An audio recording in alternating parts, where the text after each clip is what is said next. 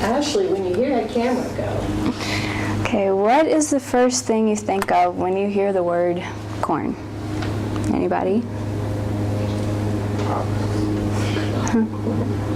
Yeah, usually I think of corn on the cob or popcorn. But something you may not have realized is that we're definitely not the only things that eat corn. Livestock do too, and more specifically, cattle. And so I'm going to get into how the feed is made that they eat, which feed is basically corn chopped up, which is called silage. And then the silage is mixed with a lot of other stuff, and I'm going to get into that later. According to the USDA, 19.5% of the corn grown in the U.S. is consumed by cattle, which is a big range compared to the 9.7% that is used by humans. This percentage isn't even what we eat, because things like starch can also be used to make makeup, and not most people eat makeup, hopefully.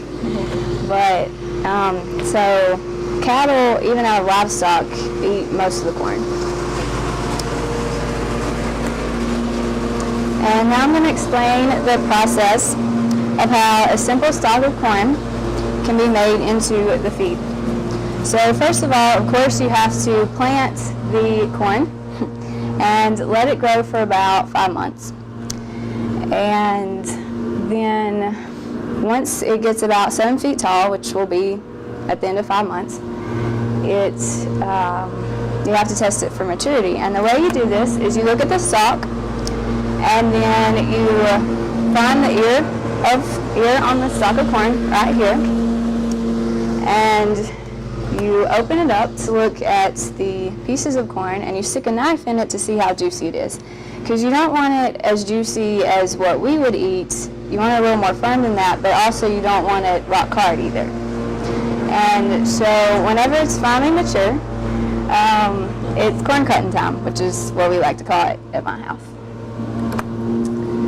And so to know how corn cutting works, you need to know the main piece of machinery, which is the corn cutter. In this picture, it's deceiving on the size because the front wheel in it is actually taller than I am. So it's a very massive machine. And if that doesn't make it intimidating enough, just look at the front of it. These are the blades that pull the corn in. These two sides would be lowered, so it would be flat. And then this is one of the sides close up, so you can see how many blades it has. But where most of the work is done is right behind that, because the other two blades just cut the corn at the base and pull it into the other part. And right here is what I just pointed out. All of this is in the machine. You can't really see it. But these things that look like paddles, those are actually blades. And so the corn is fed into it, and the paddles rotate and cut it off. And then the corn drops down onto a thing like a conveyor belt and is pushed up into this, and that rotates also and shoots the corn out the top. And that's actually what it looks like. You can see it coming out of the top. And so a truck, like the one shown on the bottom, collects it, just drives beside it. And then after the truck's full, it takes it to a silo where it's dumped. And after that, the machine right there keeps running over it to pack it down. And as long as they're cutting, it packs it down. And whenever the silo is full, it's covered with plastic and tires, and the tires are just to weigh it down. And it has to sit like that for at least 1 month, preferably 6, to ferment, because it makes it easier for the cows to digest. And now that I've shown you how to make silage, I'm going to tell you how to make feed. So of course the main component is silage. I was going to bring a sample from my house, and I did, but by this morning it smelled really bad. So I figured y'all wouldn't want to handle that.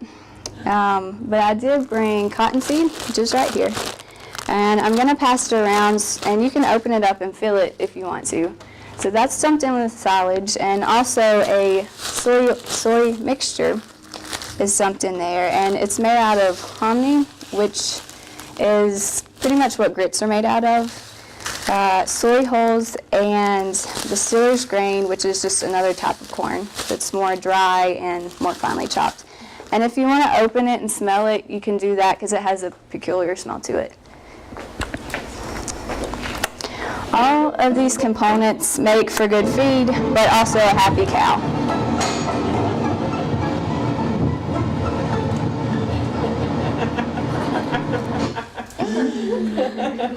Thank you for your time.